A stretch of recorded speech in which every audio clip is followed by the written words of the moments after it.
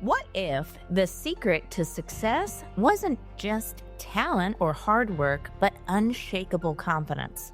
Welcome to Grasp Confidence, the podcast where visionary thought leaders, speakers, and entrepreneurs unlock the mindset and strategies for lasting success. I'm your host, Tara LaFawn Gooch, CEO, two-time best-selling author, and international TEDx speaker, and I can't wait to help you step into the most powerful version of yourself. Let's dive in.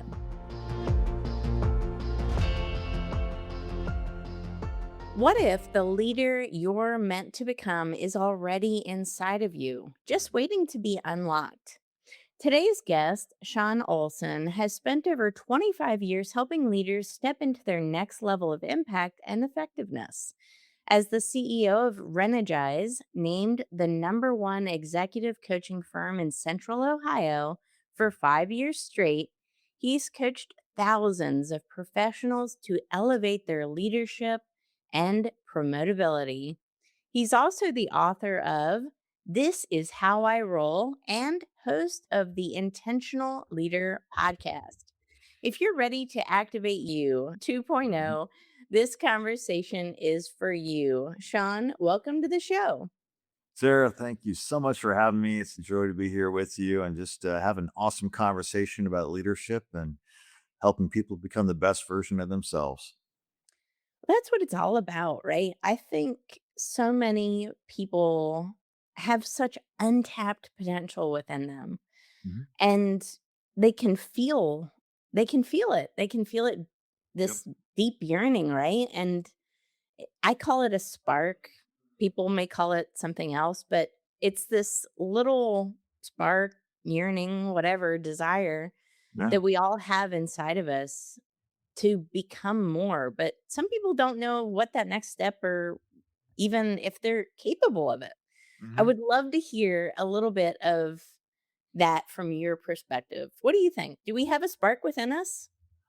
Absolutely, we do. And the difficult part about life today is limiting beliefs put out the spark.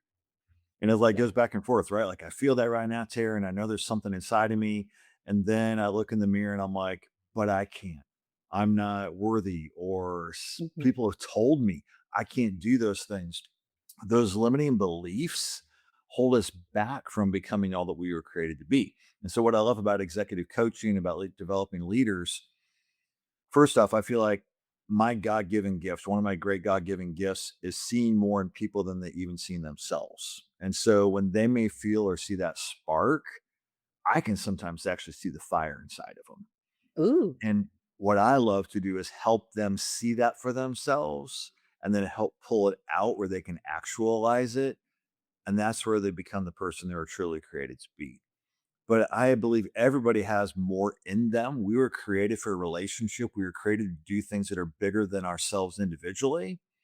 But in order to break beyond what we can do individually, we have to maximize ourselves and then find out how we fit into that bigger picture with other people.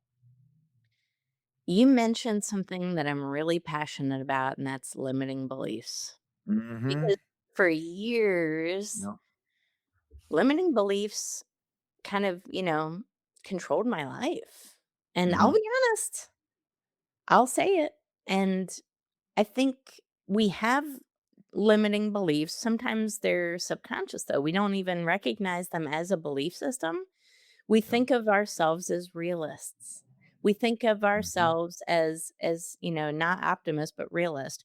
Yeah. And that's a big stumbling block for a lot of people, that they think that these beliefs that they have are rooted in reality when in fact they're just belief systems. What do you think about that?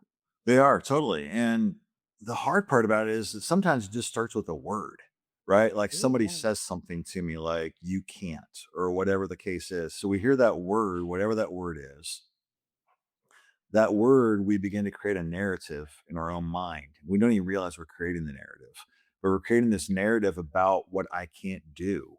And then we ultimately end up convincing ourselves that we can. And this could be things from large and small, right? It could be like, as a kid, I'm working with Lincoln logs or Legos or whatever, right? and a friend says, "You're not good at that." Well, that was just a phrase or a word from that person, but then I begin to create the narrative, so every time I'm playing with Legos, I think I'm no good at this, and ultimately I quit and I never play with them again, when really it was just a kid that said something that was kinda stupid and out of place. That's where we are as adults, right? And so what would it be like Mhm. if we were like, okay, I am crafted, I am special, I have certain things that I can do really, really well, and other things I can just do. But what are those things that are holding me back? And I think you're spot on. We don't even realize it sometimes. And that's where we have to have people in our life that we trust, where we can say, "Hey, Tara, you've known me for a while now. Do you hear me saying anything? Do you hear me shying away at certain areas? Like, have you sensed me believing something that isn't true about myself?" Because sometimes we need that lens from others to open it up for us. That's why your environment is so important, and I talk to people about this all of the time, and I have this analogy that I give to my coaching clients. If we look at an apple seed, for example, Mhm. the blueprint for it to become a tree is already inside of it. But if you place one seed on the side of the road or on the road, it may fall into a crack in the road, but I think we can all agree it's dangerous territory. The environment's not friendly and conducive for Right. growth. But if you take that same seed and you place it in fertile soil with a healthy environment that's conducive for growth, it's going to blossom. It's going to become that tree. So the environment that we surround ourselves with has to be supportive of growth. And the people we surround ourselves with need to be supportive towards our goals and who we are as a person. Because if we're not, we could be like that seed that's haphazardly in the middle of the road. We may get lucky, we may find a crack, but I think we can all agree that's Yeah. not going to lead to our fullest potential, right? Absolutely. Absolutely. And, you've heard that old cliche, and the listeners have, of we become like our five closest friends as We far as our really do. attitude, Yeah. right? And so that's what you're talking about with that Mhm. environment and that culture and that soil that we put around us. If the people that we have closest to us are always leading with no and always Yes. leading with we can't, they will never become what they could become. We will never become what we could become. And it doesn't mean that we ditch those people. It means that sometimes we need to maybe put them on a level 2 or 3 relationship and make sure our level 1 relationships are fertile for us. But get this, I've got to be fertile for them too. Absolutely. It's Yeah. called loving people from a distance sometimes. Hmm. It is. And it's hard. It's hard because we're like, how can we do that? Especially sometimes because that's family, Yeah, right? a lot of times it is, Sean. Yeah, I know. And so it makes it really difficult. But find those people. I've got one friend here that's really close to me. I consider him one of my best friends. He is uniquely gifted where he can meet anyone, anywhere, anytime, and talk to them for 3 minutes, and they leave feeling better about themselves. You know what I'm saying? He's just got that Yeah. unique ability. He makes you feel good about you. You can just see all those things and turn all those things. His name's Greg. Everybody needs that Greg. Everybody needs that partner that's there to be their cheerleader and encourage them. And yes, that also means pointing out blind spots because we don't grow without understanding our blind spots. But we need those people in a big, big way. We were not meant or created to do life alone. That is so true, and, you and I share something that I wanna touch on, and that's our faith. Hmm.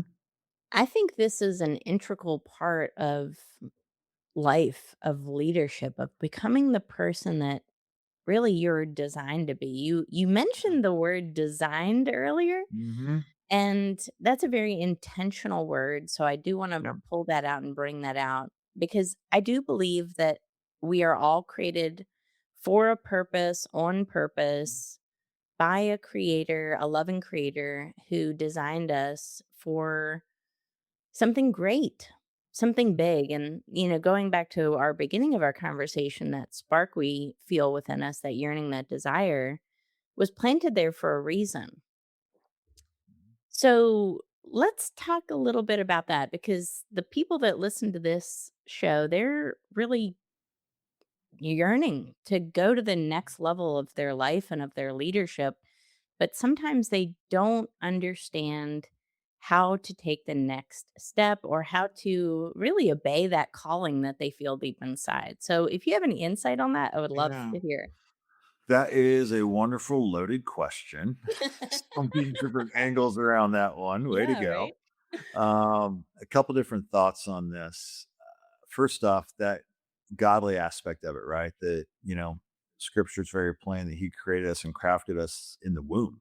Like from before we actually came out of the womb, he knew who Yeah. we were.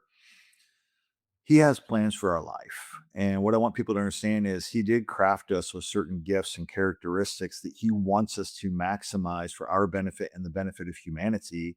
And our one of our greatest acts of worship to God is empowering those gifts he gave us. That is our act of worship, right? But people think that that means there is a specific gift, a specific job or place. And if until I find that, I'm not on target. That's not the reality of it.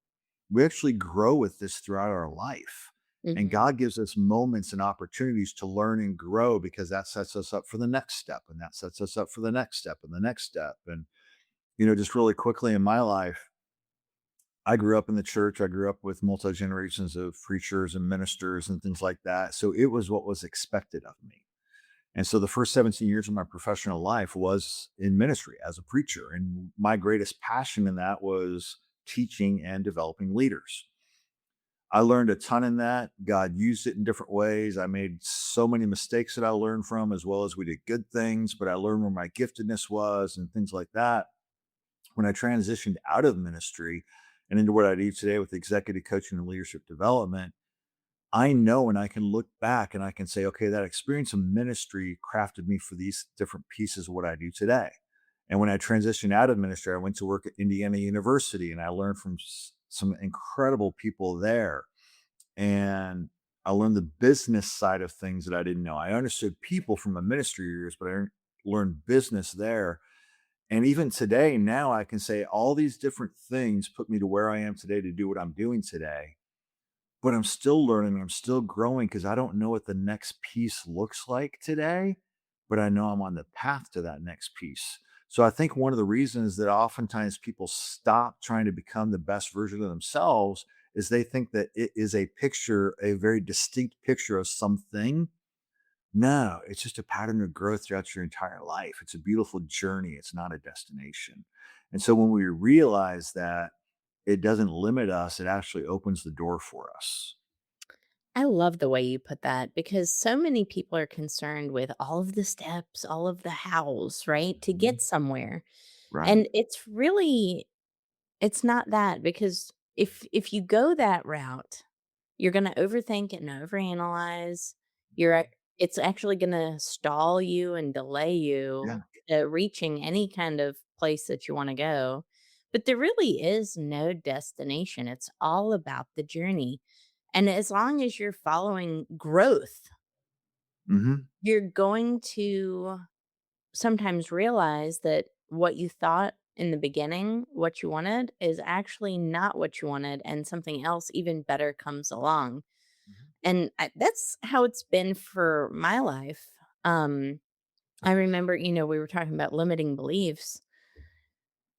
Public speaking, if you would have told me, I don't know, 8 years ago, 10 years ago, um, even something like this, a podcast, I wouldn't have Yeah. had the confidence to do it. And I would have thought you were Mhm. crazy. Are you kidding Right. me? Speak on stage, talk Right. to somebody I've never met. Well, I can't do that. And you talk yourself out of things. But if you go towards the, often uncomfortable things, right, that are going to give you growth, that are going to force you out of Right. your comfort zone, eventually the things that you felt like are too scary or unnatural for you or uncomfortable for you may actually be things that you love. That's kind of Mhm. how it was for me. Now I have a podcast. I love it. Exactly. I wouldn't have it any other Yeah. way. Like, sign me up, Yeah. right? You used a phrase that I use all the time in my coaching, okay, is there is no growth in comfort, right? So We know that from the physical training so side, true. it's called no pain, no gain, right? Yeah. In life and leadership, there is no growth in comfort. So if I stay in my comfort zone, I am limiting myself. Yeah. So the phrase is I have to become comfortable with being uncomfortable. That's True. hard. That It is so is. hard, but there's so much victory that comes out of that. So much victory. It really brings out again that design Mhm. that we have. And I do think that there's a certain element of spiritual warfare at play to this. Some of the things that we doubt ourselves on, some of the things that even people have said to us in the past, like, why are you doing that? Who are you to do this? You didn't come from this kind of family. You don't have this type of credential or whatever. It's like seeds of spiritual warfare that plant us from stopping us to Yep. fulfilling this, like, God-given design that's within us, this Yep. calling. And, I recently read the book, I don't know if you've read it. It's called Outwitting the Devil by Napoleon Hill. I always like I'm old not. books. I'm like an old Mhm. book nerd. Yeah. But what I love about that book, he mentioned that, you know, tools to outwit the devil, one is a definiteness of purpose, somebody that walks with a definiteness of purpose, and somebody that avoids drifting Mm. because Mhm. the opponent loves the drift because you're Mhm. aimless, right? You're Mhm. purposeless. Again, what do you think about that, Sean? I totally agree with it. I do, and here's why. And I'm gonna loop it back to the first thing you said before you mentioned the book too. If the devil does not need to stop you, you're not pursuing anything of worth. So true. And so what that Yes. means is if I'm not getting persecuted, if I'm not getting pushed back, if I don't have people telling me I can't, Yep. I'm probably not pursuing anything of value. Because when I'm going after what God has in store for me and I'm learning and I'm growing and I'm taking steps on that journey, Satan's the first person who wants to stop me. Yep. And so that means persecution in different ways, or those false beliefs come up, or I'll use this as a metaphor. The flat tire happens, right? I'm trying to go somewhere and I hit the flat tire and it slows me down and I got to, stop and fix something. But here's the thing. If you're not being persecuted and if Satan's not trying to stop you, you got to look at yourself and saying, am I actually trying to go anywhere? Because if we're not, we're not gonna have that. He does so that's that drift aspect. If you're Yeah. drifting, Satan's happy, he doesn't care. He You're doesn't not gonna care. feel that persecution. So in some senses, persecution, roadblocks, people that tell you no are a blessing because that says, "I'm actually going after something worthwhile here." Yes, that is so true and so powerful. And I feel like the more you lean into this, the more adversity that could come to you. And that's natural. The more opposition sometimes you'll receive, and this is okay. And again, that's where you need to be uncomfortable or be comfortable in the uncomfortable, right? And lean into that. I I had a post about this today. When I first really started stepping out in faith on social media, it was about 2 Mhm. years ago. I launched a faith-based newsletter called From Calling to Confidence, Hmm. and I got reported. Okay. I got reported on LinkedIn for inappropriate Wow. content. And I had a couple people message me and tell me, "This is not good. This is not you shouldn't have this on here. I can't believe I got a notification for this. What is this?" Mm. And at first, I thought, "Oh, man, oh, are they right?" Because you get Right. taken aback. And then you know what I did? Because 'Cause I'm just a rebel. I tripled Yeah. down on my faith-based content. And I said, this is actually a good thing. This is a good Yeah. sign because when you have that adversity, when you have that persecution to your point, triple down, right? Yeah. Triple down. Go after it. Go after it. That's that is a It's a funny true and story. sad I got story. reported. It's a sad story the way that plays out. Yeah, it's just so this whole aspect of this, as we're coaching people in executive coaching, right? It's all about leadership. And my favorite definition is that leadership is influence.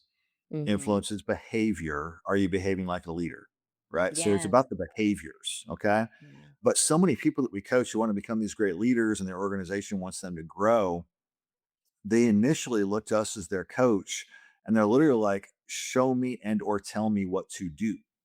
Right? Yeah. What are the to dos to go to that next level? And there are to dos on that next level, right? We have to learn different tools for our toolbox and leadership. So I'm not saying the do's aren't present. We have to learn new traits and skills. But what I always tell them is this is that if your focus is on what I need to do instead of who I need to become, Yes. I'll miss the point, right? Absolutely. And so that's part of that journey is it's who I am becoming. And so yes, we'll give you some skills, some tools, some do's. But it's not to say I've checked the box and therefore I lead better now. It's to develop the behavior so that my influence grows and I become that person. That's where it's all different. And so, like, even when we're selling coaching, Tara, we'll tell the buyer, whoever the buyer is, because usually the buyer is not the same person we're coaching. Um, we'll tell them our process is incredibly personalized. So I'll just pretend that we're coaching you, Tara, right? Is I would say, Tara, we are coaching you to become the best leader you were created to be and your company will get the benefit of it. We are not coaching you to be a great leader of your company. Right. There's a distinct difference there. It's about you becoming that leader you were created to be because how you lead effectively and how I lead effectively are not going to be the same. They'll have the same impact, but we're not Mhm. going to do it the same way because we have to do it based on how we were created. And we were specifically and lovingly created to do it in a specific way. This is why before we can lead a team of many, we have to first learn self-mastery and become a leader of 100%. one. And there's a saying, I've said it before on other podcasts, if each person swept their own front porch, the whole city would be clean. Mhm. We don't have to worry about the entire city. We have to worry about our actions, our influence, our impact. That's what we should focus on. It's really easy Yeah. though as human beings though. I'm not going to lie. To look at everybody else and what everybody else is doing. And this is, I think, especially true in companies as well. I run a business. I've been in corporate, prior to that. And I remember what it was like constantly comparing, constantly thinking, why isn't this person doing this or that person doing this? But what I have found in my own journey is the more I focus on being the best version of me, the more other people follow suit. And Absolutely. sometimes it's those other people that we wanna change who don't want to change necessarily by themselves, but they see your own example, Mhm. and it influences them to change, to become better. Absolutely. You hit the key words there, right? So I'm in the process right now of writing my second book that's going to be called From Fixer to Influencer, a leader others want to follow. Yeah. Because it's not about position, it's not about title, things along those lines. But it is all about influence. As a leader, Yeah. my job is to influence you.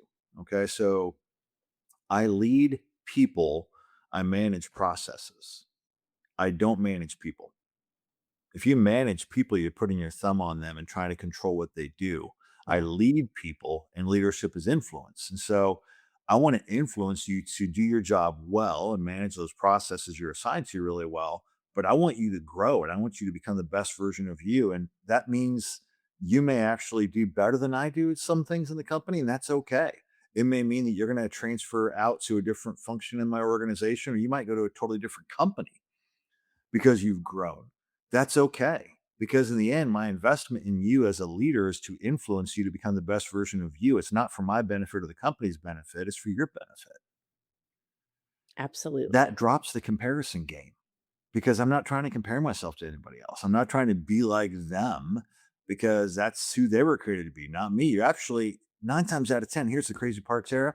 If you're comparing yourself to somebody else thinking, I wish I could do that or be like them and have that Mhm. followers or have those stages, you'd probably actually be incredibly bored because there's not going to be fulfillment in it because it's not about you. And that's where that whole self mastery, that self leadership, understanding myself, understanding my skill set. There are things that I'm not good at. Doesn't mean I can't do them. I'm just not good at them and they don't invigorate me. I need to know that and surround myself with people that are really good at it so I can do what I do really well. That's why I think identity is so important. And understanding where your identity is coming from. I mean, I can remember just in my own experience, if you would have asked me a couple years ago, "Who are you?" I wouldn't have been able to Yeah. give you a great answer, I'll be Yeah. honest, right? And Yeah. I was the leader in my organization. I was a corporate sales director. So I think this is important too. I had people, reporting under me, and I couldn't have told you who am I at all. I couldn't have told you Mm. at all who I was. Mhm. And the more rooted you are in your identity, not comparing yourself, because I do believe that comparison is the thief of joy, but it's also the thief of confidence. Mhm. When your identity is rooted in the truth and not comparison of other people or anything like that, you walk into a room differently. You show up differently. You behave more intentionally. You have a higher integrity even. Your Mhm. drive is higher. Your motivation is sustainable and not Mhm. fleeting. It's such a big game changer, and I really wish more people would take the time to work on those foundational elements of really just figuring out who your identity, like, who are you? Yeah. And it's not your title, it's not your job, No. it's not any of that. Who are you as a person, as a creature, as a creation of God Yep. first, and then everything else after that, right? Absolutely. We are so nuanced and rich in who we are as people. And so there are multiple lenses to who we are. You just described different lenses, right? Mhm. For me personally, I am a husband, I'm a father, I'm a brother, I'm a friend, I'm a business owner. There's all these different elements that are lenses of my identity, but that's not who I am. My identity is different, right? It's who I was actually created to be and what's inside of there. And the ironic thing is listening to you, all these things we've talked about today are all looping together around the same concept, right? And so when you think about the limiting beliefs we started with, and now we're talking about comparison and stuff, why do we compare ourselves to other people? Because Mhm. we think we are not enough. Yep. That's why we compare, right? Yep. And then even beyond that, you talked about walking into that room. Okay. You said I could never see myself on a stage. And now I'm on these stages, right? People are not afraid of public speaking. People are afraid of public judgment when they speak. Yeah, that's so true. It's about the judgment. So when I walk into that room, what do they think about me? Are they going to receive me? Are they going to like me? Are they going to respect me? You can take any of those different thoughts. We don't know because we can't control other people. But all I do know is if you walk in as your true, authentic self and the identity of how you were created, whether they like you or not, or want to do business with you or not, or even know you or not, isn't up to you. But at least they know who they're actually talking to. That's so true. I did a solo episode on this show maybe a month or so ago, and I talked about intention, integrity, and outcomes. And I've Mhm. really just come to the understanding in life that we can't control the outcomes. The outcomes are actually, I just give the outcomes to God. He controls the outcomes, not me. But what I can control is my intention and my integrity. I can control those 2 things. And that actually gives me so much peace, so much inner peace. Again, it's not knowing every single step, knowing the how, all of these different things, trying to control the outcomes and trying to control Right. everything. Just like a leader can't control other people, we can only Mhm. control ourselves. Mhm. And I found that the real inner peace comes anchoring your identity in the correct things, knowing who you are and whose you are, Mhm. and then really having that intention and integrity of anything that we touch, the intention of creating a product or service that really serves people with love, and the integrity of building something that is sustainable, that adds value to other people. And then the outcomes, guess what? God has control of those. When you practice those things, you have so much inner peace and you're able to lead yourself well, but Mhm. also other people as a result and byproduct, right? Absolutely. And I love your word intention. We use that all the time. We've actually built kind of like an internal brand in our company called the Intentional Leader. So we've had the Intentional Leader Academy. We currently have the Intentional Leader Network, an online subscription based program. And then my podcast is the Intentional Leader Podcast. Mhm. The reason we developed that brand, Tara, is not because we thought, hey, this would be a great thing. My clients, my clients are Mhm. like, do you realize how often you say intentional, right? You have to intentionally do this and intentionally do that. Yep. And the ultimate thought of it is this is that leadership is not hope. So let me explain what I mean by that. Leaders all the time say, I hope I get budget. I hope I fill out the rest of my team. I hope this turns over in the political, geopolitical climate. I hope. That's not leadership. Leadership's intentional, saying, I'm going to keep moving forward and influencing people with what I have today. Okay. Now, leaders provide hope to their people every single day, but leadership is not hoping something changes. You've got to be intentional. Every single thing you do as a leader has to be intentional, starting with yourself and becoming whole and becoming who you've been created to be. Because when we're intentional in becoming those things, that's where the peace lies. I love that. Oh, that is Yeah. so good. That is so, so good. Yeah. And anybody can benefit from this conversation. It doesn't matter if you lead 50 people, 100 people, or you're just the leader of yourself and your Mhm. family. We are all leaders in some aspect of our life. And I think it's important to own that and recognize that so that we can be more intentional with our lives, our God given lives, right? Sean, any last words of wisdom, any advice that you would have for somebody listening to this show, that's hearing this, that's resonating with this, that wants to make a bigger impact, but they're not sure how? Yeah, great question. I have a number of tips I could give. What just came to my mind as you were saying that, so I want to go with it. Saying God's like, let this get out there. Um, you need to take the time to invest in yourself. Yes, so And true. when I say investment, that doesn't mean monetary necessarily. Okay, what I mean is I'm going to invest in myself and I'm going to take more breaks. I'm Hmm. going to invest in myself and I am going to invest. I'm going to pay for a course or I'm going to get coaching, whatever the case is. You are worth it. And the more that you focus on becoming the best version of you, the greater influence you're going to have on everybody else.